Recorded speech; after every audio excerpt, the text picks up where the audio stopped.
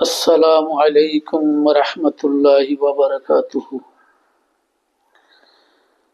الحمد لله الحمد لله رب العالمين والعاقبة للمتقين والصلاة والسلام على أشرف الأنبياء والمرسلين وعلى آله وأصحابه ومن تبعهم بإحسان إلى يوم الدين وتسليما كثيرا كثيرا. أما بعد، أعوذ بالله من الشيطان الرجيم. وما آتاكم الرسول فخذوه وما نهاكم عنه فانتهوا واتقوا الله إن الله شديد العقاب. وقال النبي صلى الله تعالى عليه وسلم: ما أمرتكم به فخذوه وما نهيتكم عنه فانتهوا أو كما قال. প্রশংসা আল্লাহ পাক সুবহানাহু ওয়া তাআলার জন্য, শান্তি বর্ষিত হোক আমাদের প্রিয় নবী মুহাম্মদুর রাসূলুল্লাহ সাল্লাল্লাহু তাআলা আলাইহি ওয়াসাল্লামের প্রতি। প্রিয় হাজিরিন, রাসূল পাক সাল্লাল্লাহু আলাইহি ওয়াসাল্লাম বলেছেন, মান তাশাব্বাহা বিকাওমিহি ফাহুয়া মিনহুম। আমরা যে জাতির সাথে সাদৃশ্য হব তাদের দলভুক্ত হিসেবে কালকে আমরা কিয়ামতের মধ্যে উত্থিত হব বা গণ্য হব। আল্লাহ পাক সুবহানাহু ওয়া তাআলা আমাদেরকে অন্য জাতির বা অন্য সংস্কৃতির অনুসরণ থেকে হেফাজত করুক, আমিন। আল্লাহ পাক সুবহানাহু ওয়া তাআলা বলছেন, যদি আমার ভালোবাসা পেতে হয় নবী তুমি তাদেরকে বলে দাও আমাকে অনুসরণ করার জন্য। অন্য জায়গায় আল্লাহ পাক সুবহানাহু ওয়া তাআলা বলছেন, আর নবী আউলা বিল মুমিনিনা মিন আনফুসিকুম। আমার নবী মুমিন তারা যাদের নিজের অন্তর থেকে, নিজের জান থেকে নবীকে বেশি ভালোবাসে। যে ভালোবাসা তোমাদের প্রত্যেক জায়গায় আছে।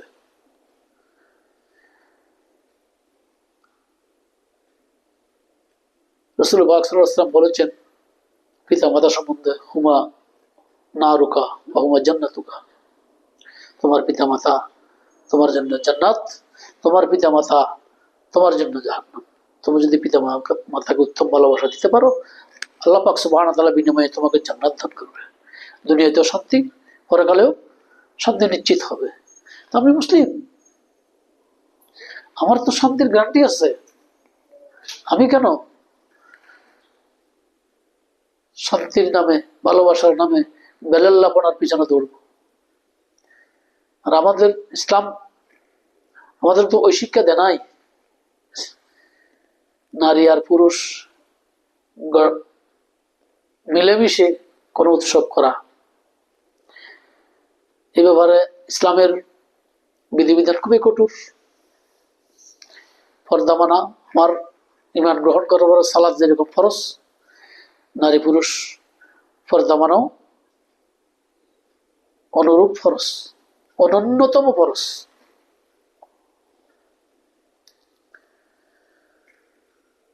আল্লাহ পাক সুবহানাহু ওয়া তাআলা ঘোষণা করেছেন,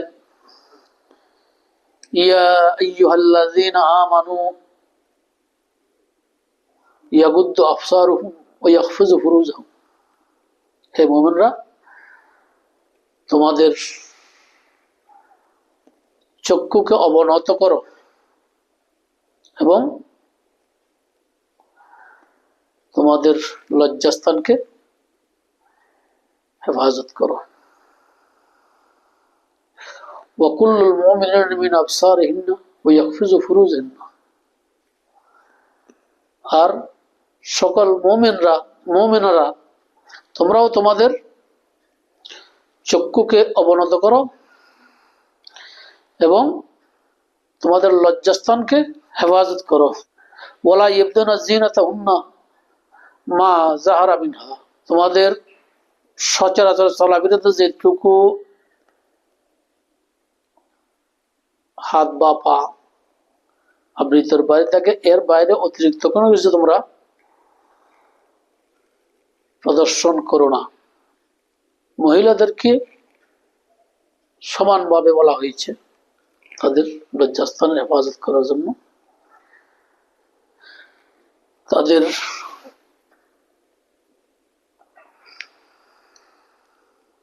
চক্ষুকে অবনত রাখার জন্য। এখানে পর্দার ব্যাপারে পুরুষ এবং মহিলা উভয়কেই সতর্ক করা হয়েছে। ওয়ালা ইউবদিনা যিনাতাহুন্না ইল্লা মা যাহারা মিনহা, তোমরা যা সাধারণত প্রকাশমান তা ছাড়া তাদের সৌন্দর্য প্রদর্শন না করে। মহিলাদেরকে এইভাবে কোরআন নির্দেশ দিয়েছে। পর্দার ব্যাপারে আমাদের কোন রকম ন্যূনতম ছাড় ইসলাম আমাকে দেয় নাই। ভালোবাসা দিবস, যেখানে নারী পুরুষ একাকার হইয়ে নির্দিষ্ট একটা উদ্যানে গিয়ে যেমন খুশি তেমন যেভাবে ইচ্ছা আমাদের খুশি উদযাপন করব, এই অনুমোদন অন্তত ইসলাম দ্বারা আমি মুসলিম, আমি আত্মসমর্পণকারী, আল্লাহ পাক সুবহানাহু ওয়া তাআলার ইচ্ছার উপরে আমার সবকিছুকে আমি ত্যাগ করেছি। আল্লাহ পাক সুবহানাহু ওয়া তাআলার নির্দেশের বাইরে যাইয়া আনন্দ ফুর্তি করা অন্তত একজন মুসলমানের জন্য মোটেও শোভাবর্ধন করে না। আমাদের মহিলা তো দূরের কথা, আল্লাহ পাক সুবহানাহু ওয়া তাআলা নবী করিম সাল্লাল্লাহু তাআলা আলাইহি ওয়াসাল্লামের বিবিদেরকেও পর্দা মেনে চলার জন্য কঠোর নির্দেশ দিয়েছে। ইয়া নিসা নবী লাস্তুন্না কাহাদিম মিনান নিসা ইন ইত্তাকাইতুন্না ফালা তাকদানা বিকলবি মারাত ওয়া কুলনা কাওলাম মারুফা।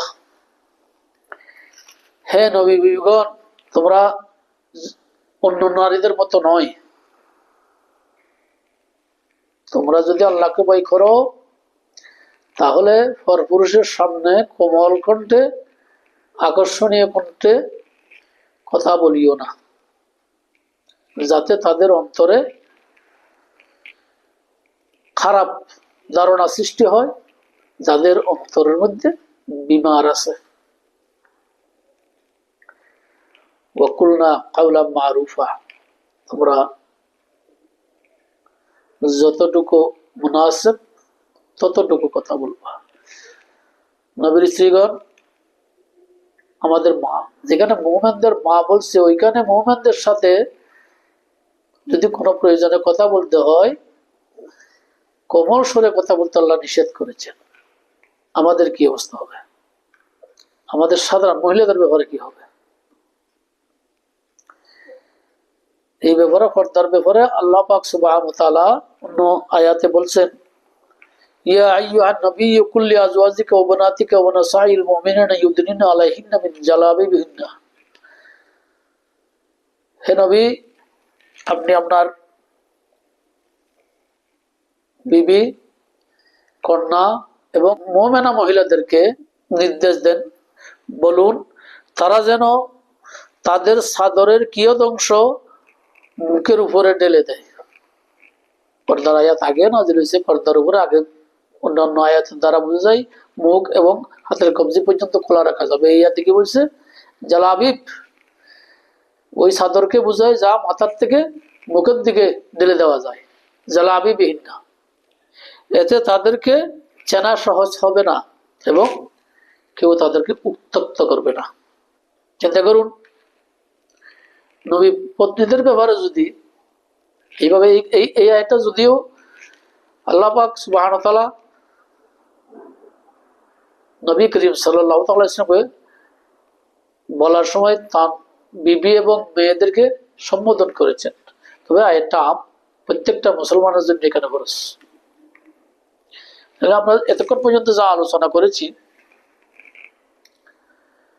পর্দার ব্যাপারে কারো কোনো ছাড় নাই। শুধু পর্দা ঢাকা না, মুখের কথাও ছতর পর্দা করতে হবে। তো যেখানে ইসলামের ন্যূনতম চোখ দিয়ে দেখার অনুমতি নাই, তোমাদের চক্ষুকে অবনত করো, তোমরা পরপুরুষের দিকে তাকাইও না বা পর নারীর দিকে তাকাইও না। অবনতি করতে বলা হয়েছে, কিভাবে নারী পুরুষ একাকার হইয়ে তথা ভ্যালেন্টাইন ডে বা ভালোবাসা দিবস, যাই হোক, এই দিবস পালন করা ইসলামে এমনিও নাই। দিবস পালন করার কোনো অনুমতি আল্লাহ পাক সুবহানাহু ওয়া তাআলা রাসূল হাদিস শরীফে বলেছেন, দুই ঈদ, আমাদের দুইটা ঈদ দিচ্ছে খুশির জন্য। এছাড়া আর কোনো দিবসের কথা অন্তত কোরআন হাদিস দ্বারা বোঝা যায় না। অমুসলিম সংস্কৃতির মধ্যে আমাদের উৎসাহ এবং উদ্দীপনা বেশি দেখা যাচ্ছে। এতে সন্দেহ হয় আমাদের ইমানের অবস্থানটা কোথায়। আমরা মুসলিম দাবি করতেছি, আমাদের ইমানটাকে আমরা একবার যাচাই করে দেখছি আমরা আদৌ মুসলিম কিনা, আদৌ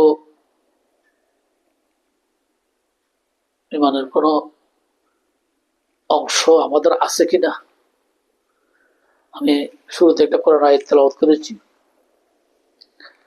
আল্লাহ পাক সুবহানাহু ওয়া তাআলা বলতেছেন, ওয়া আতাকুমুর রাসূলু ফাহুযুহু, আমার নবী তোমাদেরকে যা দিয়েছেন তা তোমরা গ্রহণ করো।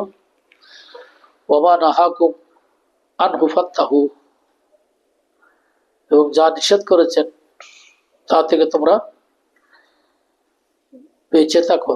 ওয়াত্তাকুল্লাহ, এই ব্যাপারে আল্লাহকে ভয় করো। ইন্নাল্লাহা শাদীদুল ইকাব, নিশ্চয় আল্লাহ পাকের ধরা খুব শক্ত হবে, কঠিন হবে, কঠিন। ইত্তাকুল্লাহ, আল্লাহকে ভয় করুন। আল্লাহ পাক সূরা শুরার 6 নম্বর আয়াতের অংশ বিশেষ কঠিন ভাবে বলছে এখানে শাস্তির কথা, ছাড়বে না কাউকে। রাসূল আরবি সাল্লাল্লাহু আলাইহি ওয়াসাল্লাম হাদিসে মুবারক বলছে, আন আবু হুরায়রা রাদিয়াল্লাহু তাআলা আনহু قال قال رسول الله صلى الله تعالى عليه وسلم ما أمرتكم به فخذوه وما نهيتكم عنه فانتهوا, আমি তোমাদেরকে যা করার জন্য আদেশ দিয়েছি তোমরা তা গ্রহণ করো, আর যা নিষেধ করেছি তা থেকে তোমরা বিরত থাকো। সুনান ইবনে মাজাহ মুকদ্দমার 1 নম্বর হাদিস, হাদিসের মান সহিহ। এবার আমাদের দেখার বিষয় রাসূল করিম সাল্লাল্লাহু আলাইহি ওয়াসাল্লাম কি দিয়েছেন, এই ভ্যালেন্টাইন ডে করার অনুমতি দিয়েছেন? নিশ্চয় দেন নাই। আমরা অন্তত ইসলামী শরীয়তের মধ্যে ধরনের কোনো দিবস আছে আমাদের জানা নাই। রাসূল আরবি সাল্লাল্লাহু আলাইহি ওয়াসাল্লাম অগণিত হাদিসের মধ্যে নারী পুরুষ সহযাত্রী হইতে নিষেধ করেছেন। মুহররম মাস ছাড়া হজে যাওয়ার নিষেধ করেছেন। হজ ফরজ কার্য মহিলা সম্পাদন করতে পারবে না যদি তার মুহররম না থাকে। গায়রে মুহররম কোন পুরুষের সাথে মেলামেশা, উঠা বসা, কথাবার্তা, এমনকি টেলিফোনে আলোচনা করাও শরীয়তে হারাম। আর আমরা আমাদের দেশে প্রচলিত যে ভালোবাসা আমরা বলি, বিপরীত লিঙ্গের সম্পর্ক, নারী পুরুষের সম্পর্ক, এটা শুরু থেকে শেষ যতটুকু আছে সবটুকুই হারাম। কোন প্রয়োজন ছাড়া একজন গায়রে মুহররমের সাথে হাই হ্যালো বলার কোনো সুযোগ নাই। একটু আগেই আমি কোরআন আয়াত তেলাওয়াত করেছি, ইয়া নিসা নবী লাস্তুন্না কাআহাদিম মিনান নিসাই ইন ইত্তাকাইতুন্না ফালা তাকতানা ফি কলবিহি মারাত ওয়া কুলনা কাওলান মা'রুফা। যেখানে গায়রে মুহররমের সাথে নরম ভাষায় কোনো প্রয়োজনে কথা বলার প্রয়োজন হলেও নরম ভাষায় বলতে নিষেধ করছে, সুন্দর ভাষায় বলতে নিষেধ করেছে। কুল্লা কাউলা মারুফা, মুনাসিব, যতটুকু প্রয়োজন ততটুকু বলেন। এখানে আমার হাই হেলো বলার সুযোগটা কোথায়? কিসের উপর ভিত্তি করে বলতেছি? আল্লাহর ভয় বলতে কিছু কি আমাদের মধ্যে নেই? আমরা কি বিশ্বাস করি না আমাদের মরতে হবে এবং আল্লাহর সামনে পুনরুত্থিত হতে হবে? ওইলেহি তুরজাউন, কোরআনে অসংখ্য আয়াত আসছে, আল্লাহর কাছেই প্রত্যাবর্তিত হতে হবে, পুনরুত্থান দিবস হবেই।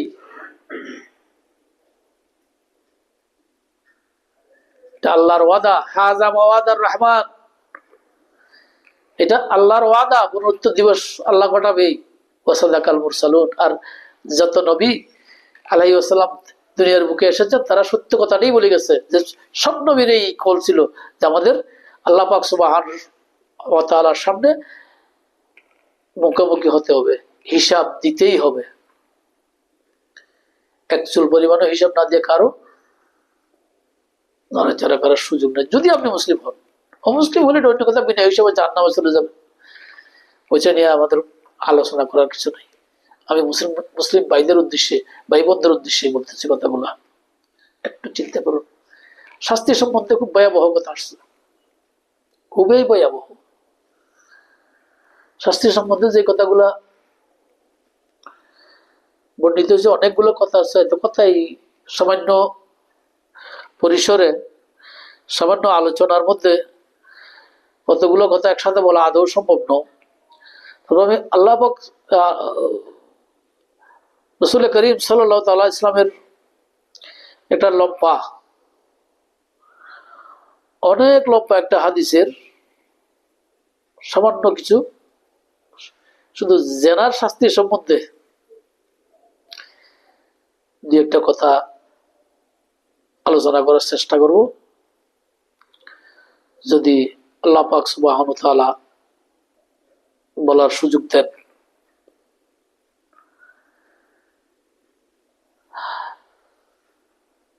হাদিসটা কোট করছে ইমাম বুখারী শরীফের মধ্যে 7047 নম্বর হাদিস।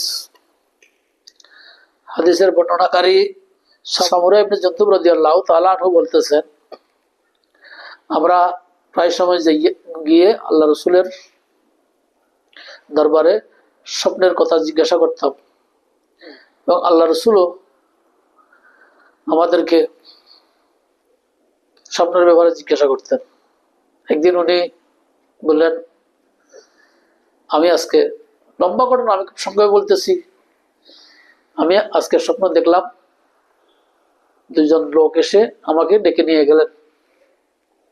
লম্বা হাদিস। আমাকে এমন একটা জায়গায় লেগে দেখলাম একটা লোক খাইতে আসা অবস্থায় আছে, এর সামনে পাথর নিয়ে একটা লোক দাঁড়িয়ে আছে। পাথরটা ওই ব্যক্তির মাথার উপরে মারে, মাথাটা চূর্ণ বিচূর্ণ হয়ে যায়, পাথরটা গড়ে নিচে পড়ে যায়। আবার ওই পাথর নিয়ে আস্তে আস্তে ওই ব্যক্তির মাথা সে সম্পূর্ণ হয়ে যায়। এইভাবে একটার পর একটা দেখতে দেখতে আমি এমন একটা জায়গায় যাইয়া বুঝলাম, রাসূল করিম সাল্লাল্লাহু আলাইহি ওয়াসাল্লাম বলতেছেন, ফানতালাকনা ফাতাইনা আলা মিসলি তন্নুর। আমি যাইতে যাইতে এমন একটা জায়গায় আমরা যাইয়া পৌঁছলাম যেখানে রুটি বানানোর তন্দুরের মতো একটা গর্ত, অগ্নির গর্ত। কালা ফাসিবু আন্নাহু কানা ইয়াকুলু ফাইজা ফিহি লাগাতু আসওয়াতুম। বর্ণনাকারী বলতেছেন, আমার মনে হচ্ছে রাসূল করিম সাল্লাল্লাহু তাআলা আলাইহি ইসলাম এই কথা বলেছেন যে আমার মনে হচ্ছে ওইখান থেকে শোরগোল হচ্ছে ভিতরে। কালা ফাতালানা ফিহি ফাইজা ফিহি রিজালুন ওয়া নিসাউন ওরাতুন। আমরা গর্তের দিকে একটু উকি মারে দেখলাম, নজর দিয়ে দেখলাম ওইখানে কতগুলো উলঙ্গ নারী পুরুষ। ওয়াইজা হুম ইয়াতিহিম লাহাবুন মিন আসফালা মিনহুম ফাইজা আতাহুম যালিকাল লাহবু দাউদাওয়া। এদের নিচে অগ্নি প্রজ্বলিত, শরীরের নিচে অগ্নি যখন খুব জোরে বাতাসের মতো আসে, দাউ দাউ করে জ্বলে ওঠে, তখন তারা উপরের দিকে উঠে আসে এবং চিৎকার করতে থাকে। স্ফুলিঙ্গটা কমে যায়, তখন তারা আবার নিচে পড়ে যায়।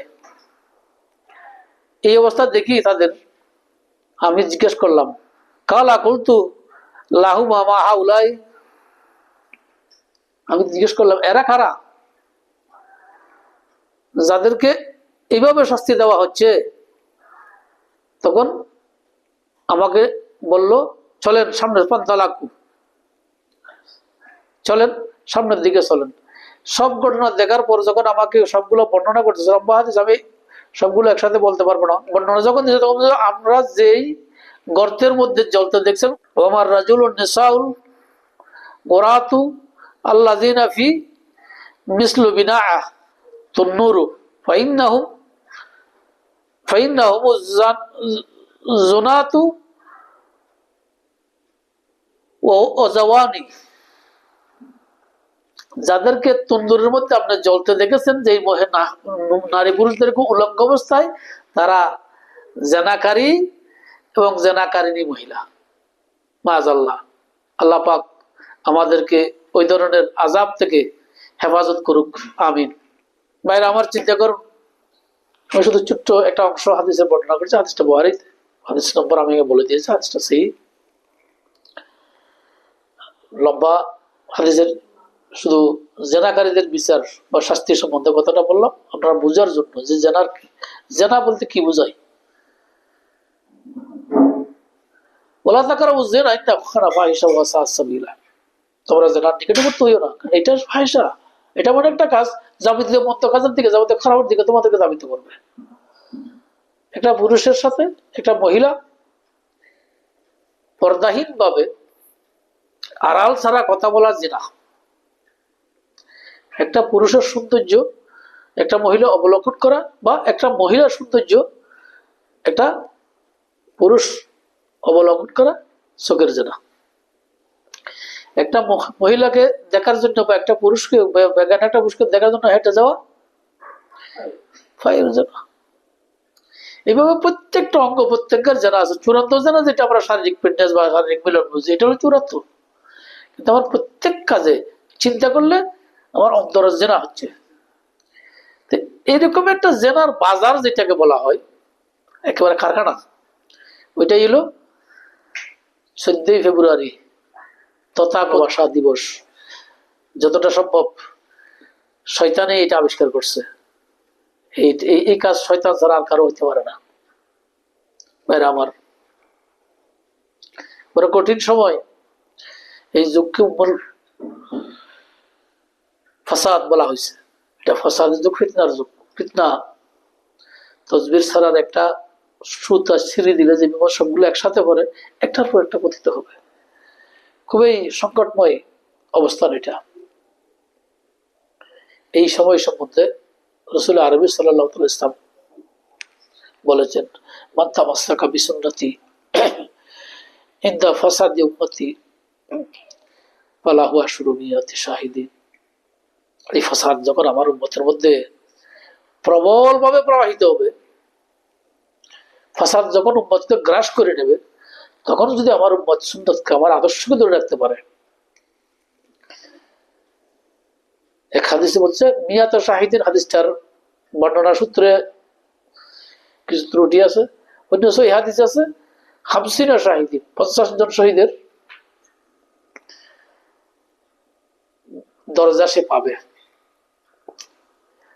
জিজ্ঞেস করা হয়েছিল, হে আল্লাহ রসুল, কেউ ওই যুগের আমাদের ফাসাদের যুগের শহীদ, না আপনার সাথে বা এই যে ইসলামের পাক ইসলামিক যুগে যারা যুদ্ধ করে শহীদ হয় না, এই যুগে পাক ইসলামিক যুগে যারা যুদ্ধ করে শহীদ হবে, তাদের সমমর্যাদা সমমর্যাদা একজন সুন্নত অবলম্বনকারী পাবে। কত বড় পুরস্কার! সহজ জিনিস নয়। সুন্নত অবলম্বন করা বড় কঠিন জিনিস। পুরস্কার অভাবনীয়। কেন আমরা দুনিয়াবী চাকচিক্যের পিছনে সময় নষ্ট করছি? কেন আমরা এই বেলাল্লা দিবসের পিছনে সময় নষ্ট করছি? আমি তো মুসলিম,